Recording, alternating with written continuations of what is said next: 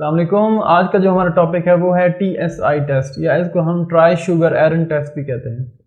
तो आज का टॉपिक है, इसमें हम ये देखेंगे कि ये जो टेस्ट होता है ये कहाँ कहाँ पे यूटिलाइज होता है, यानी कि कौन से बैक्टीरिया हैं जो इसकी मदद से हम उनको डिटेक्ट कर सकते हैं। ठीक है, फिर इसका हम प्रिंसिपल जो है उसको भी हम डिटेल में स्टडी करेंगे, और लास्ट में जो इंटरप्रिटेशन है इस टेस्ट की उसको भी हम डिटेल में डिस्कस करेंगे। ठीक है, तो फर्स्ट ऑफ ऑल हम देखते हैं कि ये जो TSI टेस्ट है इसको यूटिलाइज कहाँ पे कर सकते हैं। ठीक है, तो इसकी यूटिलाइजेशन के लिए हमें दो चीज़ों का पता होना चाहिए। एक तो ये चीज़ है कि कुछ ऐसे बैक्टीरिया होते हैं जो क्या करते हैं, कार्बोहाइड्रेट्स की फर्मेंटेशन करते हैं। ठीक है, यानी कार्बोहाइड्रेट्स की क्या करते हैं, फर्मेंटेशन करते हैं। तो उन बैक्टीरिया की हम इस टेस्ट के थ्रू डिटेक्शन कर सकते हैं। स्पेशली अगर मैं आप लोगों को एग्जांपल दूं तो जैसे एंटीरोबैक्टीरियसिस जो स्पीशीज होती हैं, जैसे कि शिगेल्ला हो गया, साल्मोनेला हो गया, इस तरह इकोलाई वगैरह की जो स्पीशीज हैं वो क्या करती हैं, कार्बोहाइड्रेट्स की फर्मेंटेशन करती हैं। तो क्योंकि जब वो कार्बोहाइड्रेट्स की फर्मेंटेशन कर रही हैं तो इस वजह से इस टेस्ट के थ्रू हम उनको डिटेक्ट कर सकते हैं। ठीक है, अब सवाल ये पैदा होता है कि हम डिटेक्ट तो कर रहे हैं लेकिन उनको आपस में डिफ्रेंशिएट कैसे करेंगे। तो डिफ्रेंशिएशन के लिए हम क्या करते हैं कि जो इसमें कार्बोहाइड्रेट्स यूज किए जाते हैं उन different types of carbohydrates use किए जाते हैं। मसलन जैसे कि यहाँ पे जो कार्बोहाइड्रेट यूज की जाती है, एक तो यूज की जाती है लैक्टोज, ठीक है, और दूसरी जो कार्बोहाइड्रेट यूज की जाती है उसे हम कहते हैं सुक्रोज, और जो तीसरी कार्बोहाइड्रेट यूज की जाती है वो है ग्लूकोज। तो तीनों क्या है, ये शुगर है। ठीक है, तो इसी वजह से इसको हम ट्राई शुगर भी कहते हैं, यानी कि इसमें तीन शुगर यूज की जाती हैं, लैक्टोज यूज की जाती है, सुक्रोज यूज की जाती है और ग्लूकोज यूज की जाती है। तो जैसे मैंने बताया कि जो बैक्टीरिया है वो कार्बोहाइड्रेट्स की फर्मेंटेशन तो कर रहे हैं, लेकिन इनको हम डिफरेंशिएट कैसे करेंगे। हम इस बेस पे डिफरेंशिएट करते हैं कि कुछ बैक्टीरिया क्या करते हैं, लैक्टोज की फर्मेंटेशन करते हैं, कुछ बैक्टीरिया क्या करते हैं, सुक्रोज की फर्मेंटेशन करते हैं, और कुछ बैक्टीरिया ग्लूकोज की फर्मेंटेशन करते हैं। ठीक है, तो इन वो जो बैक्टीरिया हैं उनकी डिफरेंट प्रॉपर्टीज जो हैं इस बेस पे, इनकी फर्मेंटेशन की बेस पे, इस लिहाज से उनको हम डिफरेंशिएट कर सकते हैं। ये आगे हम प्रिंसिपल में है जो डिटेल में देखेंगे कि अगर लैक्टोज की फर्मेंटेशन होगी तो फिर क्या होगा, सुक्रोज की फर्मेंटेशन होगी तो फिर क्या होगा, इसी तरह अगर ग्लूकोज की फर्मेंटेशन होगी तो फिर क्या होगा, ये हम डिटेल में स्टडी करेंगे। तो यानी कि जो फर्स्ट TSI टेस्ट की जो फर्स्ट यूटिलाइजेशन होती है वो होती है जो बैक्टीरिया होते हैं वो कार्बोहाइड्रेट्स की फर्मेंटेशन की बेस पे हम डिटेक्ट कर सकते हैं। ये तो है उसकी फर्स्ट यूटिलाइजेशन। दूसरी इसकी यूटिलाइजेशन क्या होती है, तो कुछ ऐसे बैक्टीरिया होते हैं जो क्या करते हैं, हाइड्रोजन सल्फाइड प्रोड्यूस करवाते हैं। ठीक है, तो इस बेस पे भी हम क्या कर सकते हैं, बैक्टीरिया की प्रेजेंस को डिटेक्ट कर सकते हैं। यानी कि जो TSI टेस्ट है उसमें हम दो बेसिस पे बैक्टीरिया की प्रेजेंस को चेक कर सकते हैं। एक तो कार्बोहाइड्रेट्स की फर्मेंटेशन के लिहाज से हम डिफरेंशिएट भी करेंगे और चेक भी करेंगे कौन सा बैक्टीरिया प्रेजेंट है, और दूसरा हम H2S जो है इसकी प्रोडक्शन के लिहाज से भी हम देखेंगे कि कौन सा बैक्टीरिया प्रेजेंट है या नहीं है। ठीक है, तो अब हम देखते हैं कि इसका प्रिंसिपल क्या होगा। TSI जो टेस्ट है इसका क्या प्रिंसिपल होता है। अगर आप यहाँ पे देखें तो मैंने 4 ट्यूब्स बना दी हैं। ठीक है, और ये जो ट्यूब्स हैं इसके अंदर हम डाल देते हैं TSI एगर। जब हम इस एगर को सॉलिडिफाई करते हैं तो हम क्या करते हैं कि ये जो आउटर सरफेस होती है वो बिल्कुल हॉरिजॉन्टल नहीं रखते, यानी इस तरह से नहीं रखेंगे, बल्कि हम क्या करते हैं कि एक एंगल पे जो है वो हॉरिजॉन्टल सरफेस बनाते हैं। तो ये जो एंगल पे एक बनी हुई है उसकी आउटर सरफेस, हॉरिजॉन्टल सरफेस, इसको हम कहते हैं स्लांट। ठीक है, और ये जो इसका बॉटम एरिया होता है एगर का उसको हम कहते हैं बट, बी से बॉटम और बी से बट। ठीक है, यानी कि जो सॉलिडिफाई करेंगे जब हम एगर को तो इस तरह से कोई कंपोजिशन हम बनाएंगे एगर की। अब हम देखते हैं कि जो TSI एगर है उसकी कंपोजिशन क्या होती है, यानी किस चीज से मिलकर बनी होती है TSI एगर। जब तक हमें कंपोजिशन का नहीं पता चलेगा तब तक हम प्रिंसिपल जो है वो अच्छे से समझ नहीं पाएंगे। तो जैसे मैंने आप लोगों को शुरू में बताया था कि जो TSI एगर होती है उसमें 3 टाइप की शुगर यूज की जाती हैं। कौन कौन सी, लैक्टोज यूज की जाती है, सुक्रोज यूज की जाती है और ग्लूकोज यूज की जाती है। अब इनकी कंसंट्रेशन का भी पता होना लाजमी है, क्योंकि इनकी कंसंट्रेशन का जब तक हमें सही मालूम नहीं होगा तब तक हम इसका जो प्रिंसिपल है उसको सही से समझ नहीं पाएंगे। तो ये जो फर्स्ट टू शुगर हैं लैक्टोज और सुक्रोज जो है इनकी कंसंट्रेशन हाई रखी जाती है TSI अगर में। वो कितनी होती है, इनकी कंसंट्रेशन लैक्टोज की 1% रखी जाती है और इसकी भी 1% रखी जाती है, ठीक है। और ये जो ग्लूकोज है इसकी कंसंट्रेशन को कम रखा जाता है as compared to lactose and sucrose. तो ग्लूकोज की कंसंट्रेशन कितनी रखी जाती है, ये रखी जाती है 0.1%। अब हमने देख लिया कि जो TSI एगर है उसकी फर्स्ट जो कंपोनेंट है वो है शुगर, और शुगर कितने टाइप के यूज किए जाते हैं, 3 टाइप्स के यूज किए जाते हैं, लैक्टोज, सुक्रोज और ग्लूकोज। इसके बाद जो है और कंपोनेंट्स कौन से यूज किए जाते हैं जो इंपॉर्टेंट होते हैं, वो इसमें यूज किया जाता है sodium thiosulphate, sodium thiosulphate plus ferrous ammonium sulphate. ठीक हो गया। तो हमें पता चल गया कि 3 तरह की शुगर इसमें होंगी, सोडियम थायोसल्फेट होगा जो TSI अगर यहाँ पे हमने यूज किया है, और उसके साथ होगा फेरस अमोनियम सल्फेट होगा। अच्छा, इसके बाद और कौन सी चीज होती है जो सबसे इंपॉर्टेंट होती है, वो होती है इंडिकेटर हम यूज करते हैं, ठीक है। इंडिकेटर कौन सा होता है, उसे हम कहते हैं फिनोल रेड। फिनोल रेड जो है इसको हम इंडिकेटर के तौर पे यूज करते हैं। अब इस वर्किंग प्रिंसिपल क्या होता है फिनोल रेड का, यानी कि ये जो फिनोल रेड होता है ये pH सेंसिटिव होता है।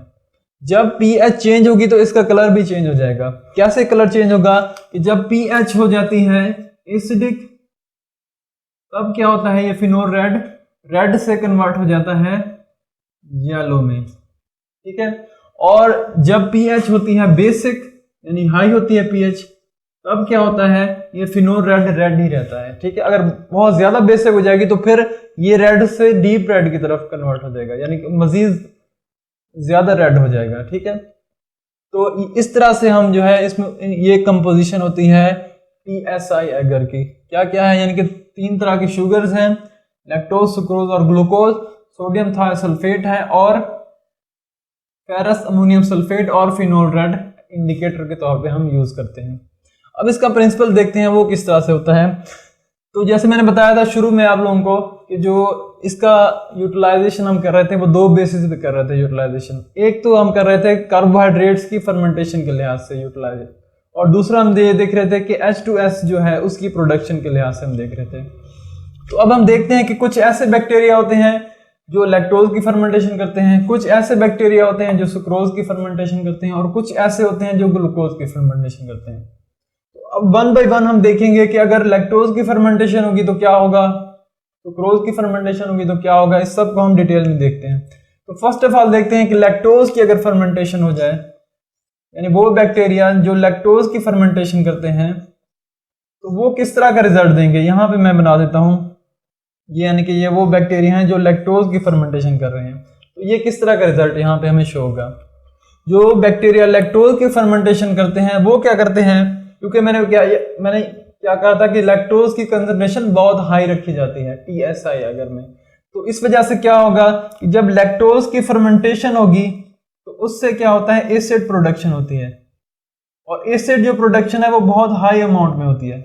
क्यों हाई अमाउंट में होती है, क्योंकि जो लैक्टोज की कंसंट्रेशन हमने बहुत हाई रखी हुई है, ठीक है, एज कंपेयर टू ग्लूकोज। तो इस वजह से क्या होगा कि एसिड इतना इनफ होता है कि वो क्या करता है कि जो स्लांट है वहां पे भी pH को एसिडिक कर देता है, और जो बट है यहाँ पे भी pH क्या हो जाती है, एसिडिक हो जाती है, ठीक है। अब जैसे मैंने आप लोगों को बताया था यहाँ पे कि जो फिनोल रेड क्या होता है pH सेंसिटिव होता है। तो जब pH क्या हो जाती है, एसिडिक हो जाती है, तो ये क्या होता है रेड से येलो में कन्वर्ट हो जाएगा, ठीक है। तो अब बताओ यहाँ पे क्या रिजल्ट होगा।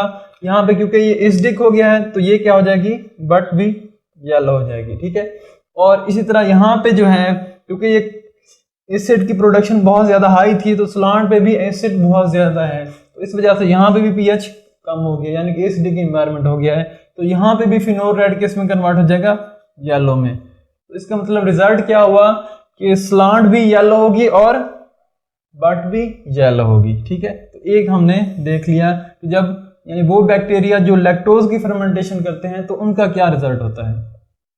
इसके बाद हम देखते हैं कि वो बैक्टीरिया जो सुक्रोज की फर्मेंटेशन करते हैं उनका किस तरह का रिजल्ट होगा। ठीक है, तो जैसे मैंने बताया था कि सुक्रोज की भी कंसंट्रेशन हम क्या रखते हैं, हाई रखते हैं। तो वो बैक्टीरिया जो सुक्रोज की फर्मेंटेशन करेंगे उससे भी जो एसिड प्रोड्यूस होगा उसकी भी कंसंट्रेशन क्या होगी, हाई होगी। ठीक है, तो इस वजह से क्या होगा, जो बट होगी वहां पे भी एसिडिक इन्वायरमेंट हो जाएगा, क्योंकि एसिड की प्रोडक्शन बहुत ज्यादा है। इस वजह से पीएच क्या हो जाती है, कम हो जाती है। तो बट में भी एसिडिक इन्वायरमेंट हो जाएगा, और जो स्लांट है यहाँ पे भी एसिड बहुत ज्यादा प्रोड्यूस हो रहा है, तो यहाँ पे भी क्या हो जाएगा, एसिडिक इन्वायरमेंट हो जाएगा। अब क्योंकि यहाँ पे दोनों पे ही एसिडिक इन्वायरमेंट हो गया है, तो दोनों पे ही पीएच कम हो गई है, तो जैसे मैंने यहाँ पे बताया था कि फिनोल क्या हो जाता है, येलो में कन्वर्ट हो जाता है जब पीएच कम हो जाती है। तो यहाँ पे स्लांट भी येलो हो जाएगी और बट भी क्या होगी, येलो होगी। ठीक है, तो हमने ये दूसरा रिजल्ट भी देख लिया कि जब यानी वो बैक्टीरिया जो सुक्रोज की फर्मेंटेशन करते हैं तो उनको हम किस तरह से डिटेक्ट कर सकते हैं। इसके बाद हम थर्ड देखते हैं। थर्ड केस क्या है कि अगर ग्लूकोज की फर्मेंटेशन होगी फिर क्या होगा। अगर ग्लूकोज की फर्मेंटेशन होगी, क्योंकि मैंने बताया था आप लोगों को कि ग्लूकोज जो है इसकी कंसंट्रेशन क्या होती है, बहुत कम होती है as compared to lactose and sucrose. ठीक है, तो वो बैक्टीरिया जो ग्लूकोज की फर्मेंटेशन करते हैं उससे एसिड तो प्रोड्यूस होगा, यानी एसिडिक इन्वायरमेंट तो होगा, लेकिन जो उससे एसिड प्रोड्यूस हो रहा है वो बहुत कम अमाउंट में प्रोड्यूस हो रहा है। ठीक है, तो यहाँ पे जो बट पे एसिड होगा वो तो क्योंकि यहाँ पे एसिड प्रोड्यूस हो रहा है, और यहाँ पे क्योंकि बट जो है ये डीप में होता है और यहाँ पे ऑक्सीजन नहीं होता। ठीक है, तो ऑक्सीजन नहीं होता, इस वजह से क्या होता है, ये एसिड की जो है वो ऑक्सीडेशन नहीं हो पाती। ठीक है, इस वजह से क्या होता है कि जो बट है यहाँ पे एसिडिक इन्वायरमेंट ही रहता है, यानी पीएच क्या रहती है, लो रहती है।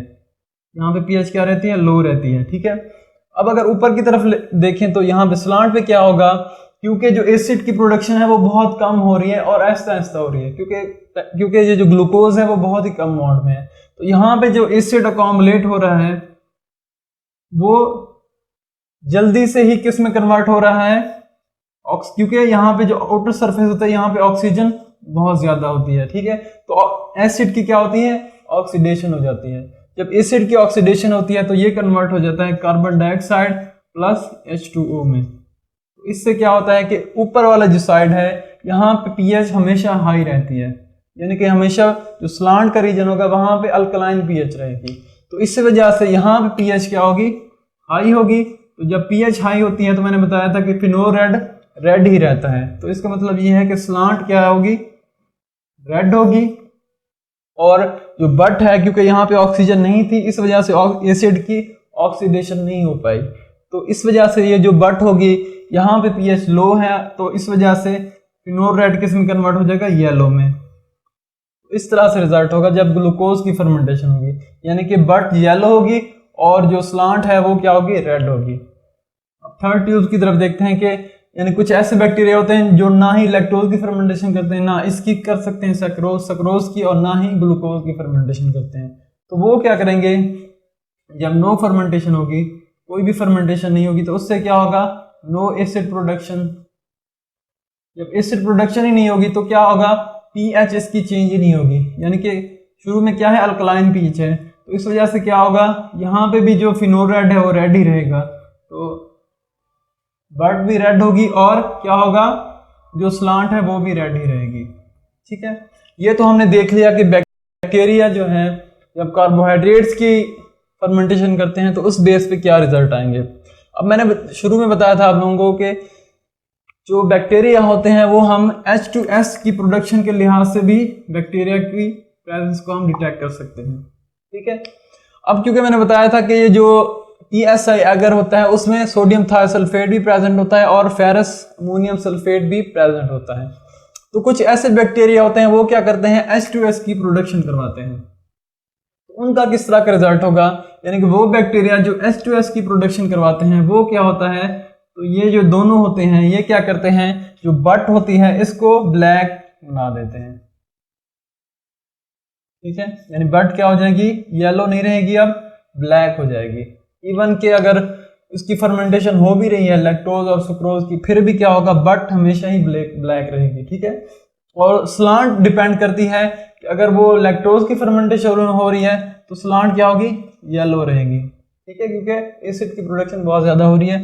तो ब्लैक एरिया नीचे होगा और ऊपर वाला एरिया येलो रहेगा, क्योंकि यहाँ पे लैक्टोज की फर्मेंटेशन हो रही है और साथ में H2S भी प्रोड्यूस हो रहा है, इस वजह से ये ब्लैक हो गई है और ये येलो हुई है। ठीक है, इस तरह अगर सुक्रोज की भी फर्मेंटेशन हो रही है और साथ में ये प्रोड्यूस हो रहा है तो किस तरह का रिजल्ट होगा कि ये ब्लैक होगी जो होती है बट, और ये येलो रहेगी। ठीक है, इसी तरह ग्लूकोज की अगर फर्मेंटेशन हो रही है और साथ में ये प्रोड्यूस हो रहा है H2S, तो उस केस में क्या रिजल्ट होगा कि ये ब्लैक होगी और ये क्या रहेगी, रेड रहेगी, क्योंकि यहाँ पे जो एसिड प्रोड्यूस हो रहा है वो बहुत कम अमाउंट में, जैसे यहाँ पे मैंने बताया था आप लोगों को, तो उसकी क्या हो जाती है, ऑक्सीडेशन हो जाती है। तो इस तरह से हम जो है इंटरप्रेट कर सकते हैं रिजल्ट को।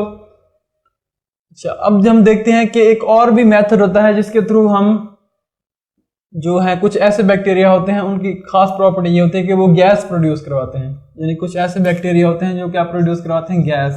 तो उस केस में क्या होगा, यहाँ से बबल प्रोड्यूस हो रहे होंगे। तो ये कुछ हैं यानी 3 मैथड जो वेज हैं जिसके थ्रू हम TSI जो टेस्ट है उसके थ्रू हम डिफरेंट बैक्टीरिया को आपस में डिफ्रेंशिएट कर सकते हैं। यानी कि एक कार्बोहाइड्रेट्स की फर्मेंटेशन के लिहाज से हम डिफ्रेंशिएट कर सकते हैं, H2S जो है इसकी प्रोडक्शन के लिहाज से हम डिफ्रेंशिएट कर सकते हैं बैक्टीरिया को, और जो गैस प्रोडक्शन होती है, और गैस प्रोडक्शन से क्या होता है, बबल क्रिएट हो जाते हैं यहाँ पे। ठीक है, ये जो ट्यूब्स होती है इसके अंदर बबल प्रोडक्शन होती है, तो इसके थ्रू भी हम डिफ्रेंशिएट कर सकते हैं। ठीक है।